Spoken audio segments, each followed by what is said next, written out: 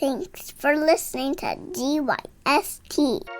You're listening to Get Your Shit Together with Adina and Diane, a digestible health and fitness show for women. Real quick, the content of this podcast is intended for general information only and is not medical advice, diagnosis, or treatment. Chat with your healthcare provider before making changes. Okay? Okay, cool. I think they got it. Let's jump right into this week's episode. Hello. Hello. Good morning. Look at you in your pajamas. I am party on top. Oh my gosh. Tangled up in my chair. Oh no. And I'm business on the bottom, or am I if I have ripped jeans on? I don't know. Business. But the reason I'm wearing my pajama top, friends, is it's covered in food drawings, not actual food. But we've got seafood. Mine's actually covered in food, if you were wondering. Black though. Good move. Yeah, and I think the food is lower than you could see. But yeah, what's your food? Seafood. So it's from Print Fresh. Oh my goodness, words are hard. Print Fresh. So here we go. Here's a little pan if you are watching on the YouTubes, because we have that going, linked in our show notes. There's Doug over there sleeping. So I've got crabs, oysters. Oh my gosh, how many times can I just... I've got crabs. I've got oysters, lobster. The illustrations are just so fun. It looks like they were done in gouache or some kind of acrylic before being made into this pajama set. So let me just pan you up here. Yeah, I don't actually have crabs, but I have them on my pajamas. And it's from Print Fresh. Love their pajamas. They're so cute. And they have house dresses. I think that's what they're called. Or that's what I'm going to call them. Super like cute. 90s? Yes. So cute. Yeah, my shirt just has food on it. Like I spilled soup on it because we record at nighttime for me. And we got back from the beach at like 6:45. I took a shower. And then I didn't want to like put on my pajamas. So I just like threw back on a t-shirt that I was wearing earlier that I had also spilled a lot of soup on. You're eating soup when it is so hot? Yes. And I know that sounds crazy, but I had chicken soup in my fridge left over from Shabbos, and I put a lot of salt in it, and it just was hydrating and wonderful. I wasn't like, it was cold in my apartment, like the air is on. I wouldn't actively be sweating into my soup. I've done it before. I guess you could do a cold soup. Yeah, no. It was steamy hot chicken soup, and the air was on, and it was fine. I have sent Neil to work with leftover chicken soup, and it gets nice and gelatinous, right? But he doesn't have a way of warming it up, and I remember asking him, I was like, oh, sorry about that. That was just like what we had for leftovers. And I like to put a lot of rice in there too, or if we have noodles in there. And he was like, oh, I just ate it cold. Like, gross. That's unhinged. Yeah. He's like, it tasted good. I don't authorize that behavior. Meat jello, basically. Gross. Yes. Well, what are you eating over there that's not... So chicken soup, that's the thing. Anything else you want to tell us about? Well, my mom was here last week. She just came for like a 4-day trip. She missed the babies. And we did some restaurants, as we do. And Manara, that's the restaurant that Diane and I went to multiple times when she was here. They put out their summer menu, and it is yummy. So, yum. Oh my God, it's so good. We ate this like fried zucchini blossom. It was like a tempura zucchini blossom. And it was stuffed with almost like an arancini, kind of like cheesy rice, herby sitch. Ooh. That was outrageously good. And then they also had fish and chips on the menu. And when like a really lovely upscale like chefy restaurant has like street food on the menu, you know it's gonna be so good. You know? Right, because fish and chips, usually I just skip that one. Like what's in it? Fish and chips. Yeah. No, it was like the perfect fry on the most like buttery white fish, flaky, just excellent. And the French fries were also the perfect fry. Like, you know, they fried at the perfect temperature when it's just like crispy. There's no sog whatsoever. Sometimes I like the sog, a little bit of sog on my fry. I'm not about the sog. I need that crisp with like a mushy potato inside, super salty. And they had these like fried, they were almost like shishito peppers on top, like kind of sweet with a little bit of heat. And there was like an aioli for dipping and a Don't they salsa call for those dipping. lottery peppers, because sometimes you do get one that is hot. Yes, this was not that. It's a different pepper that grows here that I wasn't familiar with. But there was an aioli and a salsa for dipping, and it was excelente.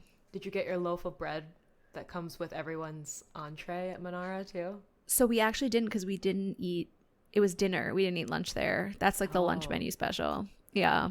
Just a lunch loaf. Yeah. So we handpicked some other appetizers that were yummy too. But those were the highlights for me. That sounds like a great visit. Yeah, it was really nice.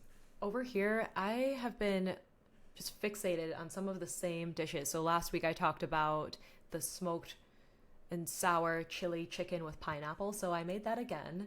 But Yum. a highlight, speaking of soup, I guess, went to a farm to table dinner that was hosted by Kids Food Basket, which here in West Michigan is a nonprofit that started, I believe, over 20 years ago, feeding kids who did not have lunch. Some kids really, they might have breakfast and lunch at school these days and maybe not something at home. So it grew from providing lunches to local kids at schools to also now providing suppers, sack suppers for families. And they have food pantries all around West Michigan, but they have this beautiful farm that has just exploded over the last few years that not only provides produce for these local farms and local families and local pantries, but also education for kids. And it was cool to learn about what they're doing.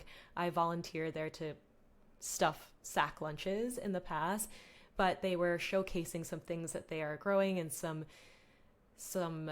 new things that are happening at Kids Food Basket. So it was really cool. And someone shared a story that there were some kids that visited the farm and they were like, this can't be healthy food.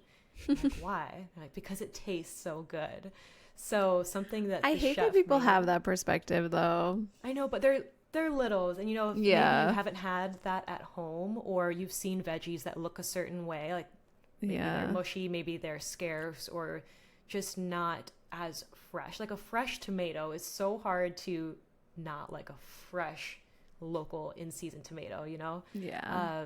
But the chef prepared a few different courses, and the first one was burrata with some tomatoes that they grew in one of their hoop houses.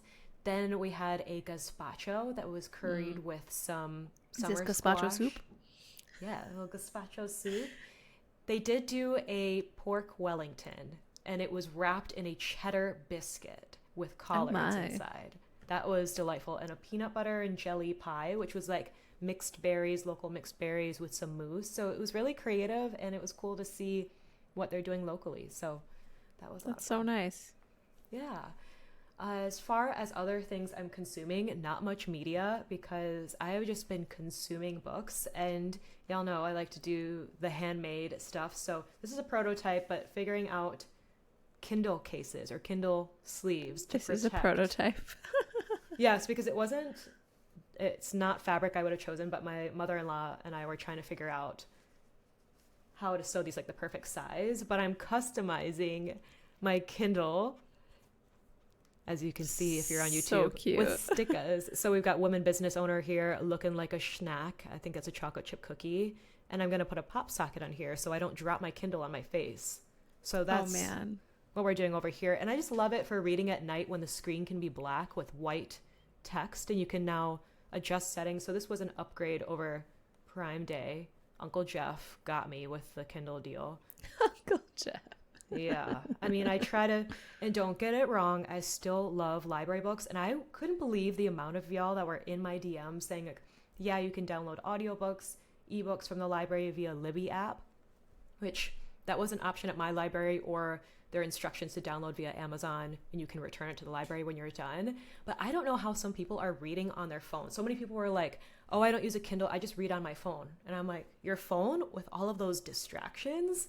So yeah, it's not for me. So this for thick books, bedtime reading, yes. I've done it in the past. Not a phone. I think I used to do an iPad when I was on the subway, like commuting in grad school, and I had chunks of reading to do all day, every day. And it was the only thing that I could do to keep it on the move with me. And not stacks of papers or...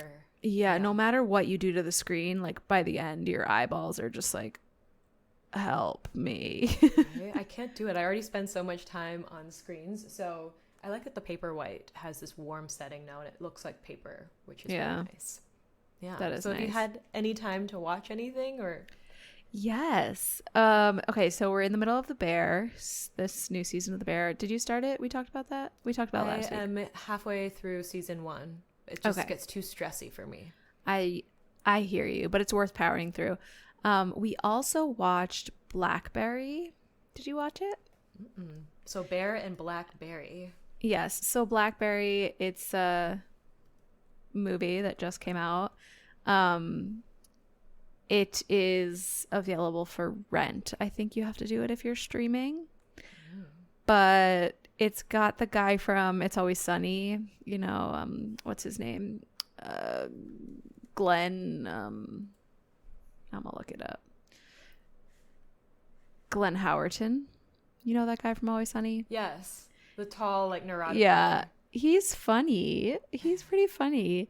And it's the story of like the rise and fall of BlackBerry, the company.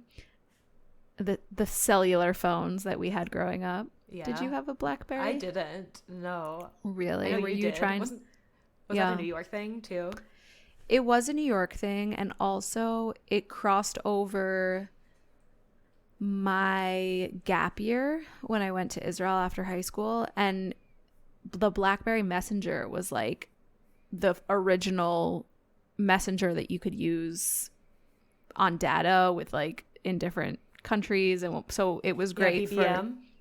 BBM. What's your pin? You know, hit me on BBM. So that was great for if you were international and you still had access to texting. But the movie it surprised me. It was way more fun. It was funny. It was enjoyable. I liked it better than Air, which is kind of like a similar. Is that about AirPods? No, remember? That was about. Yeah. That was the sport movie. Sport. Diane knows Basketball. stuff. I know stuff about stuff. Yeah, so there are similar movies in their storytelling of the rise of this company, but BlackBerry was way more fun. Yeah, Dennis. That's his name in Always Sunny. Yeah. Okay. All right. Maybe I'll rent it. You should. It's worth a watch. I hear some people are trying to bring back like Razor phones. Some people, Gen Z, are like, I got this Razor phone on eBay. And I do miss the keyboard where I can feel the keys on my phone. Well, then you're going to love this film, Diane. It's all about the keyboard. Yeah, bring it back. Okay. Yeah. Where do we go from here? And you know what? If we're on YouTube, do you cut out these things where we're just like picking our nose between transitions? Sometimes. It depends. If it's like funny and brand building, then I don't. But if it's like dumb and boring, then I do. Yeah. Okay. Yeah. Well, shall we get right into it? Let's get into it. Let's fight. The meaty meat of this episode. All right, so we decided to do this episode because I think it's important for everyone to learn that it's okay to change your mind. I think like that's a really important thing to know. You can be an authority on something, and you can teach people about something, and you can help people with something, and you can still reserve the right to change your mind when you learn new information, when you are implementing and finding how to tweak your approach to better serve your clients, to better serve your own needs. So we have been on a journey, and I would say that zoomed out in our holistic health practitioner journey, the foundations have remained the same. Yeah, spoiler We are alert. always encourage our clients to eat food that had a mom or came from the ground. We're always going to promote strength training as the primary approach to your fitness as women in your 20s, 30s, beyond. We are always going to focus in on blood sugar balance as a gigantic key in hormone and metabolic health. We're always going to be focused on supporting the gut, the liver, and we're always going to promote lowering your overall stress load, building resilience, both mental, emotional, removing toxins wherever possible. Like, those zoomed out foundations have not changed since the day we started practicing. But some of the details change a little as we refine our methods, as we work with more and more women, as we do more continuing education, as we see the state of the world or the new stresses that we're all under. And we reserve the right to change our minds. We do reserve the right to refine and reflect on what's working and what's not working and adjusting our approach accordingly. That's right. We reserve the right to partay. Yeah. So spoiler alert, this isn't going to be about, you know what, guys, we just decided that we're not going to eat meat ever again, and we're just Pilates pals. That's what you got to do Pilates day in, day princesses. out. Which no shade to the Pilates princesses. I saw today an ad for Pilates wall workout, and everything revolved around doing workouts with your feet against the wall, which sometimes put my feet on the wall for certain things that we're working on, like the Turkish get-up wall drill that we have in this blog. But I just kept thinking, I hope everyone's socks in this ad are clean. Because this whole program revolves around like everything, feet on the wall. And I thought, yeah, just, are we wiping our walls? Anyway. I can't even aspire to having clean walls because I have children. So like Sticky fingers. Just, it's a mess. Ooh.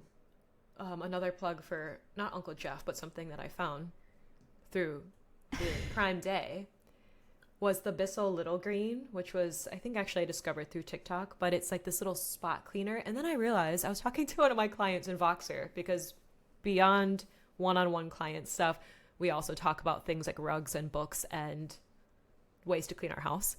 And I was like, yeah, you know what? I think I have mostly hard surfaces in my house and a couple of rugs. So I bought this spot cleaner thing in case Doug throws up in the middle of an episode. He has an accident. I spilled something on a rug. But I was like, I need to find things to clean, like car seats. Yeah. It's just so satisfying watching the videos. But for walls, maybe it's just, we just forget about that for a little bit. We do. And then like when we move out, we'll just paint it white again, you know? Yeah, the landlord special. Uh-huh. But anyways. Anyways. Yeah, like we evolve as we learn, as we work with more clients. As you've heard us talk about many times on this show, we aspire to be learn-it-alls. We are not know-it-alls. We are never above learning new things, refining our approach. And so we encourage you as well to be open to changing your mind, be coachable, be open to learning new things. Like, don't step into a coaching program, a situation, and assume you know everything and that you don't need this information because you know it all. Yes. I think it's really important to do this episode and to reflect on some of the things that we have changed our minds about. We have refined, tweaked, and yeah, we wanted to share that with you. Yeah, there's a lot of nuance within what those foundations that we share with you time and episode again here. And I think this is timely in that we're almost to 100 episodes. And there are some things that I know we both have changed our stance on, our feelings about over the last few years. And certainly since we each started our nutritional therapy or training practices 5-6 years ago. I don't even know how long it's been. But some of these might surprise you. 10 years for me on the training side of things. Over 10 years. Mm-hmm. And that's wild. So Yeah. like Adina was saying, whether you're new to this journey of thinking about your health in a holistic way, or you've maybe dabbled with some programs, you've made some changes on your own, it is really important to always be coachable and to approach things like a beginner, because Adina and I still approach things with curiosity and as if we are beginner, or at least that we are not above the foundations that we share with our clients time and time again. So with that in mind, we also like to preface this with don't fall for certain approaches in nutrition as if it were gospel or religion. I see that sometimes with these trends. I remember when we first started as nutritional therapists several years ago, paleo. I'm paleo. I only follow paleo diet. That was so popular. And now it is, people have their eyes towards metabolic health and how to support that. And everyone's into carrots and orange juice and milk. And there are benefits with that. But let's watch where we are making some of these new trending approaches religion, especially if maybe some of these things aren't working for you. Same too goes for lifestyle. Maybe you learned how to train and how to lift a certain way, and you've been doing that for a few years, but are trying to come to terms with things that are not going well with your hormone health. So be open to being coachable. I know you've mentioned that there are people in your membership, women in your membership, who are even coaches or have learned things a certain way, but they are also open to unlearning that, which is really cool. Yeah, I always love that. I think it's important to remember too that holistic health and functional medicine and fitness are very young fields.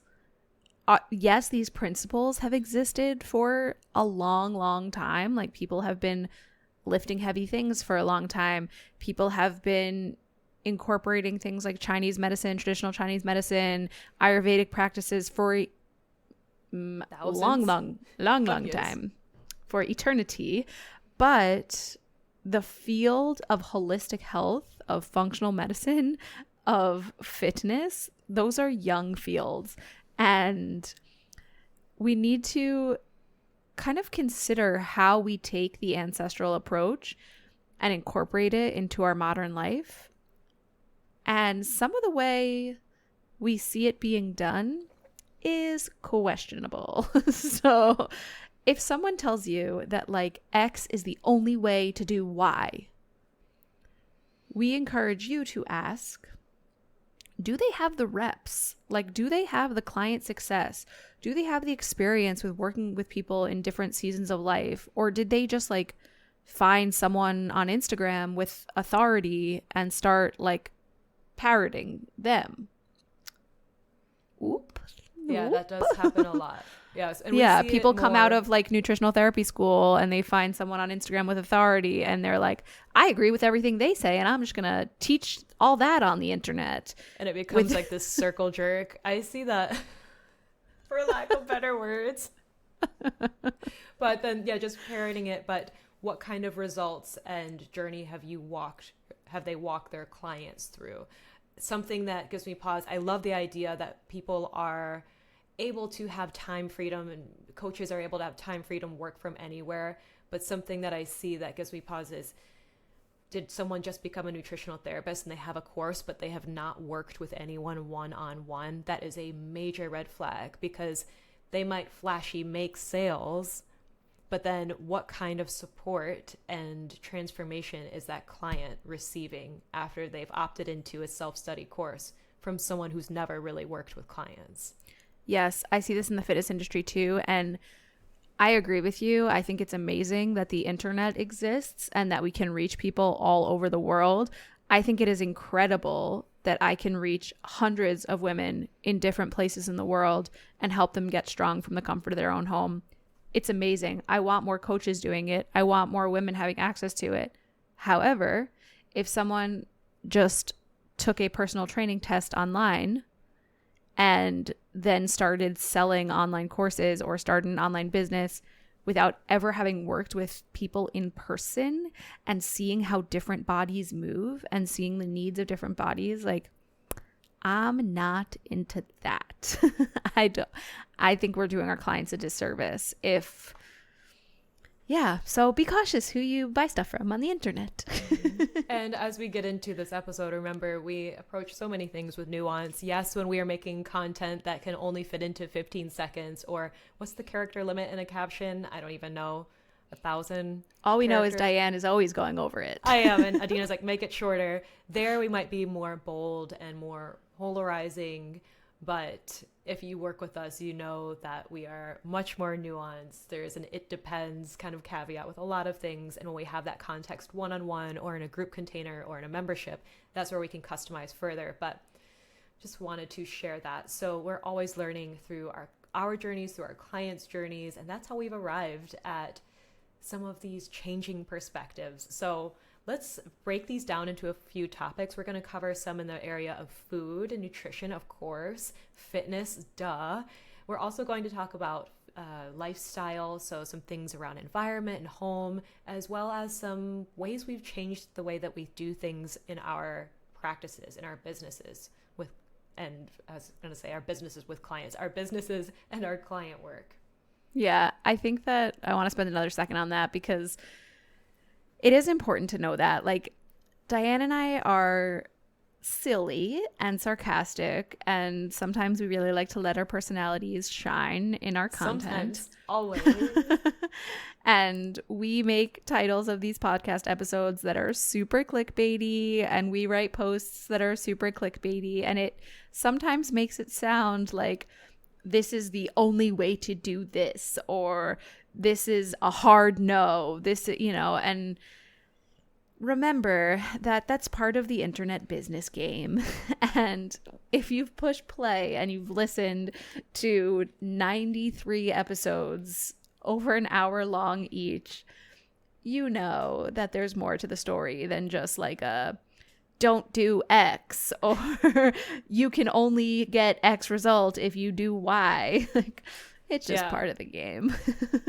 Yeah, I'm glad that you had that preface, because this first one, as far as food and drinks go, can be polarizing, and that is milk. So we've changed the way that we think about milk, and I guess dairy overall too, but more specifically milk, because this one, it seems like people are falling in one of two camps.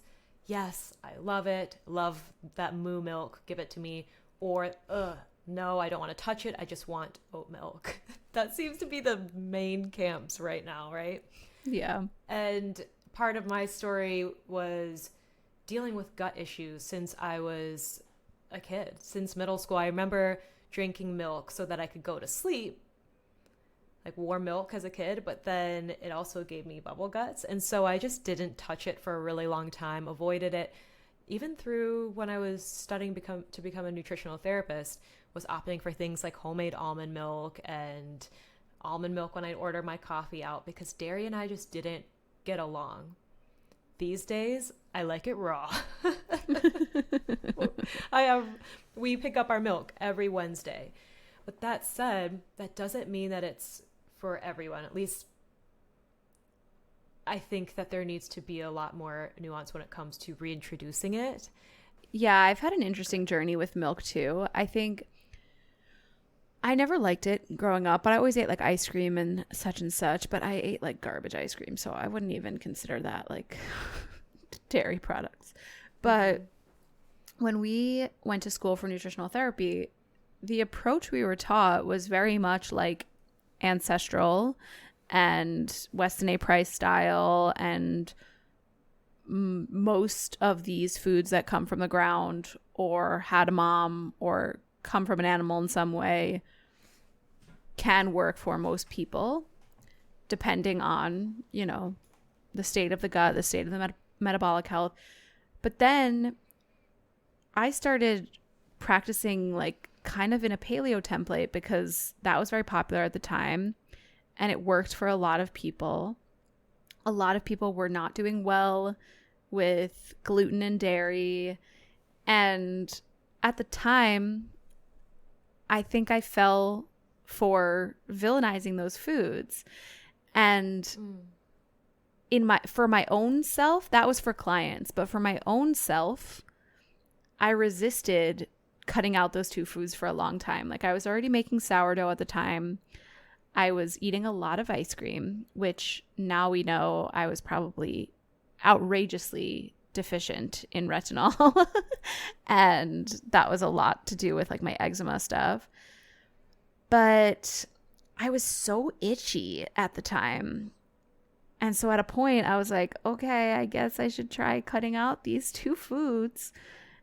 And it helped a little because there was just so much inflammation going on. But then it stopped working. And then I figured out how to actually support my body and bring both those foods back in. And I do wonderfully with both of them.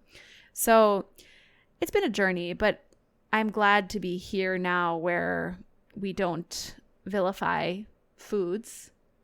Mm-hmm. We vilify sheet garbage that's made out of chemicals and is not food. Even so, we don't vilify it, but we are honest about what it's doing to our health and how it shouldn't be a regular part of a diet. But that's a tangent. I'm just saying dairy can be and is wonderful and can be wonderful for many people.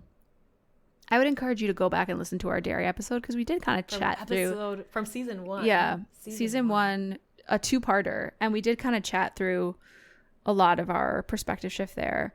But as you can see, we've changed our minds. We've changed them back. We found ourselves somewhere in the middle. Yeah, well, when you mentioned when we were going to school for nutritional therapy, they talked about ancestral diets, and that was when I first heard about people seriously talking about raw milk, raw dairy. Yeah. And at the time I thought, where am I going to find that? And what? That sounds so dangerous. So I was very personally closed off to it. And because I had gone years without drinking milk, one, I didn't have an appetite for it. I didn't have the stomach for same. it. Literally did not have the stomach for and gut for digesting milk that was to come from the store. So it just didn't sound good. So that was when I was making almond milk. I was trying alternatives that I did enjoy for a while and I think was helpful for me while I was working on other gut stuff. And I would say the same is still true for a lot of my clients if they cannot yet do dairy, to find some options. But where I have changed my mind in the last couple of years is I know that milk has been really popular and I see a lot of people who are just going for it. They're like, I avoided it for so long, so they just go for it. And then they're like, well, I can't believe anyone ever drank oat milk. Oh, it's so stupid to drink oat milk. But I'm more in the middle. I'm like, well, is some oat milk out there that is pretty shitty. But there are also more brands now that have better ingredients, because it's still a fact that there are some people I work with who, yes, milk on paper, nutritionally great, packed with all kinds of vitamins and minerals, especially if it hasn't been destroyed in the processing. And still some people who can't have it yet. So let's just find some other options that are dairy free for now that work, instead of being in one camp or the other. You drink milk or you don't. But the goal now with my clients is to get them towards tolerating that dairy again, versus I think 5 years ago, I was more or less like, yeah, if you can do raw, great. Otherwise, just don't do it. Yeah. So I think that's where I've changed. And yeah, on the personal front, I think it's been a year, 2 years. I feel like the last 3 years have all blended together that we've been picking up milk every week. And I have done really well with raw dairy, really like it. And now I really enjoy drinking milk, and I can drink it at night or in the evening as like a wind down bevy with some local honey. And I like it. I'd say in the last like 6 months to a year, I have incorporated a lot more dairy than I have in a very long time, and it was a slow progression, so had to be realistic about the timeline bringing that back in. All the gut healing that all applied in terms of bringing back more dairy. Yeah, I think another layer to it, which I didn't even put this in the outline, and I didn't really think about it till you started saying that about oat milk. I think when we first started practicing, I was less tuned in to the micronutrients in the foods that I was prescribing to my clients. Mm-hmm. Like if someone couldn't tolerate raw dairy and I would tell them to do maybe like a sprouted oat milk at the time or sprouted almond milk. Was oat milk even on the scene when we first no, started? It wasn't. That was later on. Yeah, it was. I was really telling most people almond milk, cashew milk, and coconut milk was probably like later on I started recommending it, but a lot of people don't like the taste of coconut milk. So it's very coconutty. It's intense. Yeah. So like nutritionally, that's what I would choose, but a lot of people don't like it. And I think that especially for myself, when I was drinking almond milk, cashew milk, oat milk, I just wasn't considering the macronutrients and the micronutrients. Like I wasn't considering how low calorie that was making a lot of my day. How watery it was. Yeah, like a cup of whole milk is drastically different than a cup of almond milk. And I think I wasn't considering that. Like I was seriously undernourished after Abe was born.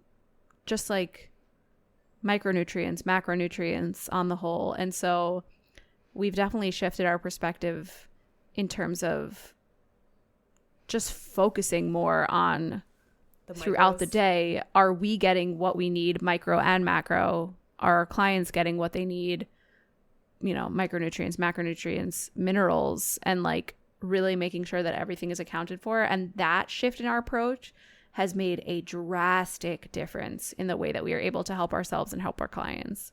Yes, totally. Although this might be a spicy take on the milk. So I mentioned before, like milk's having a moment, which I love. But I have had clients and people in my DMs who are like, I didn't drink milk for years. I started drinking milk and following a PM approach this past year and I gained 60 pounds. Yep. And look what happened. And this, I mean, I have received so many DMs almost just like that, verbatim. I started incorporating dairy and I gained rapidly a lot of weight, which they know that we don't care about fat loss goals, but it is something to know if someone rapidly gains weight, what's going on with their health. And remember, if you're consuming things that are more watered down, like almond beverage, almond drink, oat drink. Yeah, it's a lot more watered down than whole milk. And you start drinking whole milk. Yeah. It's a lot of fat, a lot of carbs in there. I mean, it is nutritionally a great food, but I've kind of changed some approach with some of my clients, especially if they're not in the postpartum season. Maybe they're just trying to work their way towards it. Like, we're not going to be pounding whole milk a few times a day. We're going to incorporate it, but there might be place sometimes where I might suggest low fat dairy to folks. Yeah. I'm so glad you brought that up. Yeah. And to many people who have found their way here by embracing an ancestral approach, they may hear that and think like, no, you can't have low fat dairy. That's not how dairy is found in nature. And I am guilty of this. Like, I think in the past, I have had my clients go way too high fat, and many of them weren't gaining weight. They were actually losing weight because they were too low carb, which we'll talk about in a second. Mm-hmm. But I was coming from this low fat approach for so long, and growing up in the 90s and vilifying fat and thinking that it was like the devil. So when I stepped into this space of helping women heal their hormones, I was like, everyone needs to eat all the fat, all the animal fats. Like more is better, just add more. Yeah. Yeah. And if we actually think about the way we were eating off of a farm, it was like, if you had milk and you wanted butter, you had to skim the milk to get the cream to make the butter. So then if you were eating butter, you were drinking skim milk. Like, you weren't drinking whole milk and then also having butter to eat. So definitely, ancestrally, we were drinking a lot more skim milk.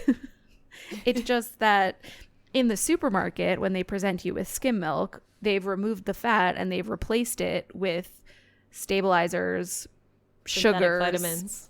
Yeah, things to make it still nutritionally look similar to whole milk and taste like decent, because really watered down skim milk can be kind of boring and watery. So thin.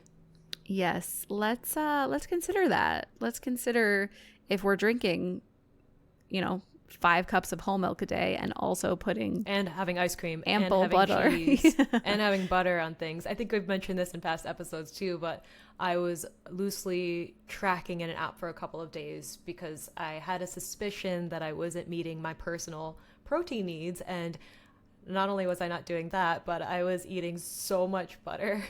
Butter is important to us. And there are times where, especially for people maybe recovering from chronic dieting, or they've been so chronically stressed that I'm like, yeah, just add nourishing foods. We're going to focus on adding versus what we're taking away. But when we're working with clients, we want to look at some of that nuance a little bit more closely. And where can we add in some variety, or how can we make sure that we're not just pounding the whole milk and the fats, you know? Yeah, I think this approach is like looking at our ancestral living in this way is similar to how we've talked about nuts and seeds in the past. Like when this paleo craze was exploding originally, when we first were graduating from nutritional therapy school, we were using like cups and cups of almond flour in our baking. Yeah. And if our ancestors had access to an almond, it was like max 8 of them on a bush that they found, you know, like they weren't eating the original almond moms. Yeah. They weren't eating 3 cups of almond flour in a baked good, which would equal out to like 300 almonds, you know? That's dense. It's dense. And there are some better gluten-free, gluten alternative flours now. But yeah, I think 5-6 years ago when we were coming out of that program, almond flour was in everything. Yeah. Hadn't met cauliflower and oat stuff yet. Yeah. You might and hear my Doug tum-tum aggressively snoring. I know Adina is a master at editing, but just so y'all know, there's some of that happening in here. Yeah, my tum-tum did not appreciate those 3 cups of almond flour. Heavy. Yeah. Well, let's talk about carbs because you alluded to the fact that we've changed our perspective here. So we're going to kind of lump these together, but carbohydrates and fiber. Yeah. So how have you changed here?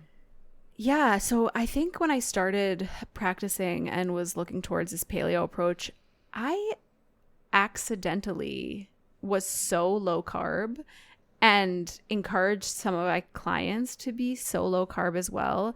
Definitely in the therapeutic approach, I think we used to utilize more of like candida diets when clients were struggling. I didn't ever use keto with my clients, but no, that put up a red flag for me immediately. And I was like, this can't be right. But I still was like therapeutically, I was looking towards these really low carb templates for clients with yeast overgrowth, which I would not do that now. That's a conversation for another day. But if you switch to a more paleo template from, say, like a SAD diet, lots of really, really great stuff happens, right? And many of our clients felt better instantly just from making that shift. But oopsies, like if you are now eating cauliflower rice and zucchini noodles and lots of greens as your side dishes, you are not eating nearly enough carbohydrates for a growing girl, especially if you are training, especially if you are breastfeeding, especially if you are pregnant. Like, no, zucchini noodles could never. It's cauliflower not a rice. one-to-one swap at all. The lack of carbs and the lack of calories also, especially if you've cut out dairy, like, no, this is not enough food. No. Yeah, and when we were thinking of this episode and thinking of these swaps, I'm using air quotes, these swaps. So, for example, oat milk or almond milk for instead of whole milk, or cauliflower rice instead of rice, zucchini noodles instead of noodles.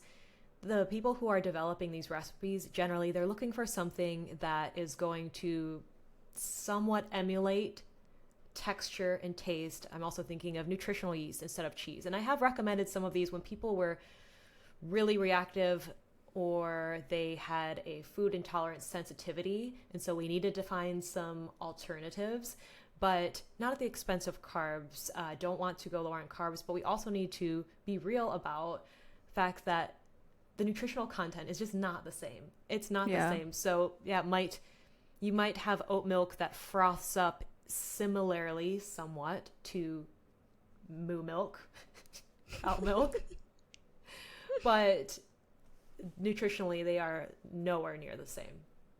Yeah, and that's really important to consider. I think like I didn't realize, I wasn't tracking at the time, and I didn't realize how low carb I was because I wasn't scared of carbs. Like I was still eating sourdough, I was still eating potatoes, I was eating sweet potatoes, I was eating rice, but like I wasn't eating enough of them. They weren't the bulk of my plate, and so it just wasn't adding up. But I didn't think I was low carb because I wasn't scared of carbs. I saw people who were scared of carbs and I wasn't. So like, You're like, I'm eating them, but not realizing. Yeah. So how did you realize that you just were nowhere near where you needed to be? I mean, it was a whole journey. I think. Yeah. It's a big question. I was really undernourished, especially after Abe was born. I wasn't feeling good. My eczema was terrible. I still was, I was producing enough milk, so it wasn't like a huge red flag for me. Abe was fine. He was sleeping through the night, all that kind of stuff. But I just was unread. Feel anxious? And yeah. So I have noticed with clients who add more, like you were saying, included some, but then when they added more or enough for their body and for their goals and needs, like, suddenly I don't have anxiety anymore. Or I know there have been times where we sat down to record and now I know like, the words aren't wording today. Yeah. Do I need carbs? Yeah. But you mentioned candida diets, fungal overgrowth, which could be an episode totally on its own, but I've definitely changed my mind, my approach here with clients. So I used to do a lot more GI map gut stool testing with clients, and it's hard for fungus to show up on there, but sometimes someone is presenting with and their symptoms are very consistent with fungus overgrowth, candida. They're fighting off yeasty beasties or whatnot. And in the past, if you've been here for a long time, I hate when Diane says yeasty beasties. Now some clients, like, they use it too. They're like, they'll refer to it as yeasty beasties. It's funny. We got to use a rhyme where we can, but also so coming out of that continuing ed, I remember we learned, all right, you got to starve off the yeast, right? And then also attack it. And so sometimes people would have a positive change in their symptoms for a while when they're on that therapeutic approach, but then also coming off of it, it would rebound. Now we know more things about how parasites, fungus, iron work, and how that can perpetuate symptoms. But knowing what I know now and working with clients one-on-one and long-term, I just cannot recommend to a cycling woman under a lot of stress to remove carbs from her diet completely. Yeah. I just can't, and I won't. I know. This actually made me think of something really important that I want to say. Diane's referring to a particular continuing education that we took to learn how to read functional lab tests. And we've done a lot of continuing education with this one organization. We learned how to read gut testing. We learned how to read SIBO tests. We learned how to read hormone panels, a whole bunch of things. And besides for the fact that you can reserve the right to change your mind, you can also really respect an organization, and you can incorporate many things that you learned from them into your practice and the way that you work with clients. And you can also reject a lot of the stuff that they teach and recognize that it's not appropriate for your clients. Like, you don't have to throw the baby out with the bathwater, like it's okay to learn some things from someone, even if you hate some other things that they say. And we've had that experience many times. Like, I have mentors that I really respect who don't recommend strength training, right. And I still can really respect them, and I still can take the important things that I learned from them that have really helped me work better with my clients. And that's cool. And that's why, like, sometimes when you guys ask for book recommendations, Diane and I are so hesitant because, like, we may love many aspects of a book and then they may say a few things that make us violent. And Like it's read scary. these chapters and then throw out these and then read this part of this book, but not this one. Yeah, the point is you can learn from a lot of different people even if you don't agree with things that they say. I think this comes up so much with like people's politics too. Like you can learn stuff from someone even if you really disagree with some things that they stand for, you know?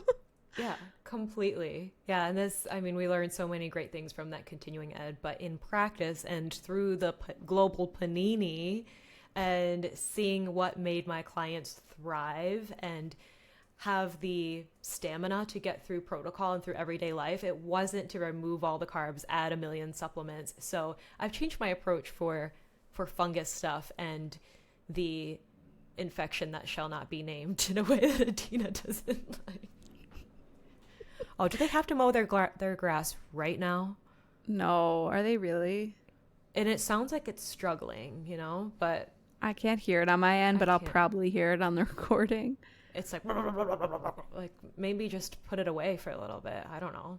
Anyway, carbs. So we talked a little bit about carbs. I never went low carb over here. Now, having just gone through all of that, I have changed.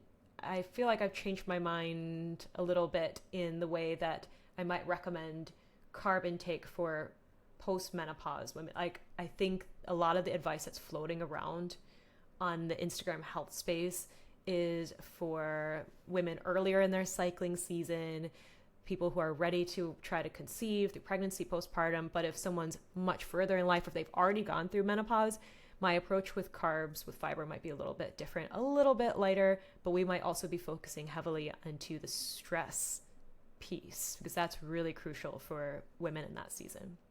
If they're training hard enough, I'd fill those plates up. Oh, yeah. Oh, let me It's say a easy thing to about undergo or to go low on carbs. If you're training, like you need to adjust that intake for sure. I want to give a very practical example because someone out there may not be tracking and may not realize how few carbs they're eating.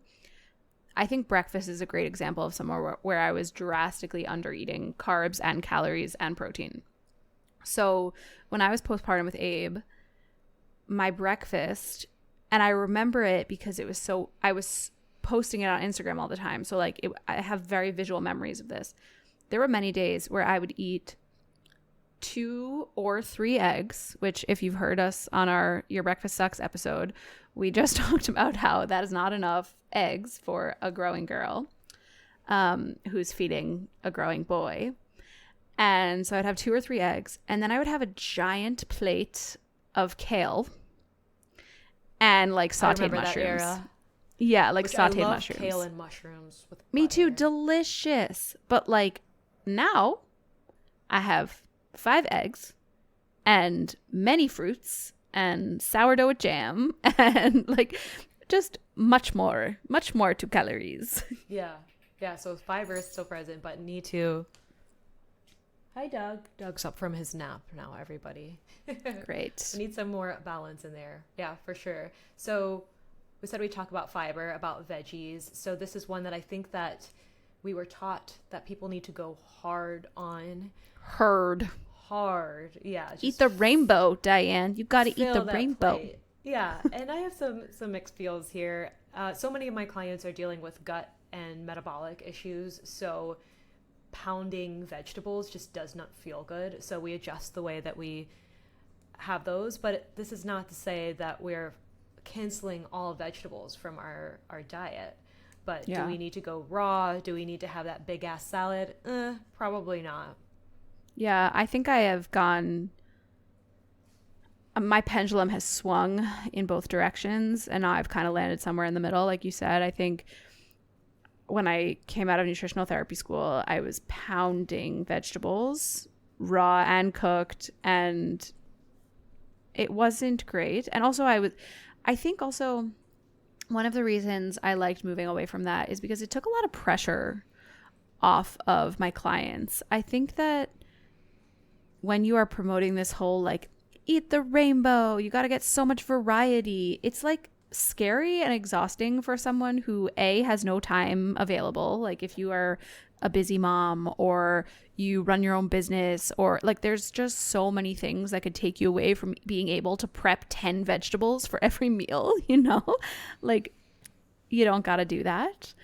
And that was another thing too about all that like gut and food sensitivity testing. I feel like in that era, we were being encouraged to use so much variety because you don't want to repeat foods because you don't want to gain sensitivities to them. And it's like so exhausting for people. Like it's so much easier to just eat the same thing every day, It makes it so much more approachable for people who are coming from like a SAD diet or don't have that familiarity with the kitchen, with grocery shopping. Like it's a smoother transition to get comfortable with cooking certain meals, get used to eating certain foods. I think just this aggressive, like eat the rainbow, have so much variety in your vegetables, it can be scary. It can be intimidating. It can make it seem completely unapproachable and attainable to eat healthy. Yeah, we're going to talk about that testing and the approach that we used to take with that in this episode for sure. I mean, we could jump there. But yeah, I used to have some one-on-one clients rotating, especially if they had a lot of food sensitivities. But now I definitely have a different approach in place, and the way that people ascend into one-on-one is a little bit differently generally.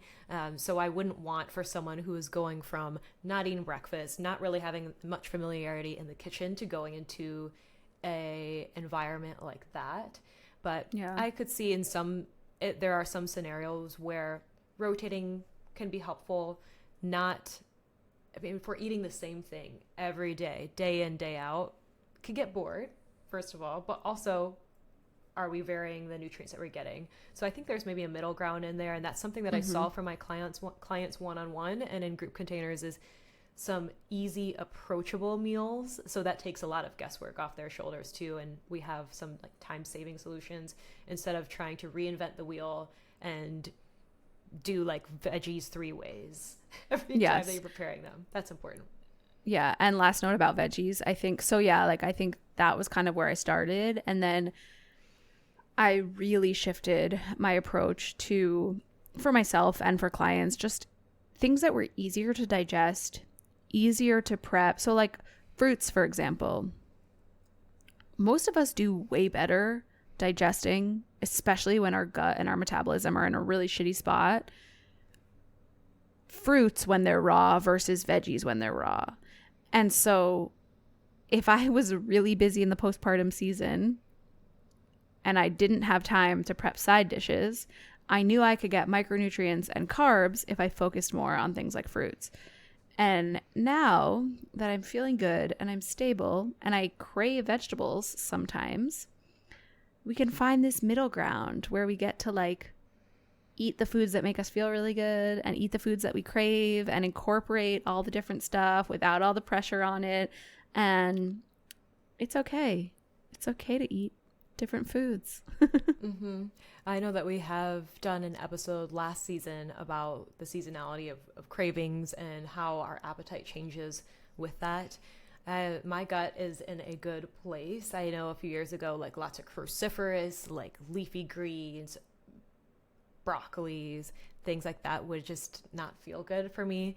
My gut's in a good place, and I just feel like I want all of the crunchy, like I made this celery salad with fish sauce, different vinegar, and diced up jalapenos and scallions and lots of herbs. Like it was maybe 60% cilantro at one point and really liking that right now. So I guess I've changed some of my approach there personally, in that like I just want to make sure that my gut is always healthy enough for me to have something that I might be craving and not worry about it hurting my tum-tums.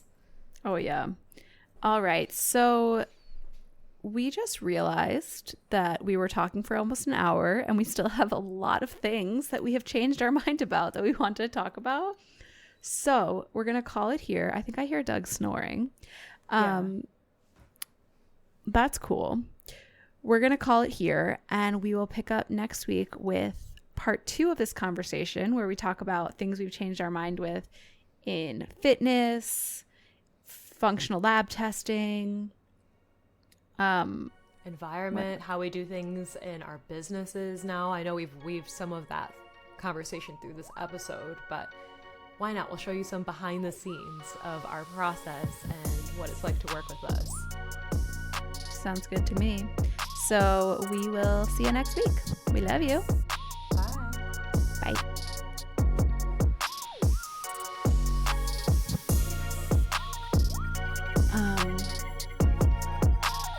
It's so rude of them. We forgot to tell them to unclench their beehole.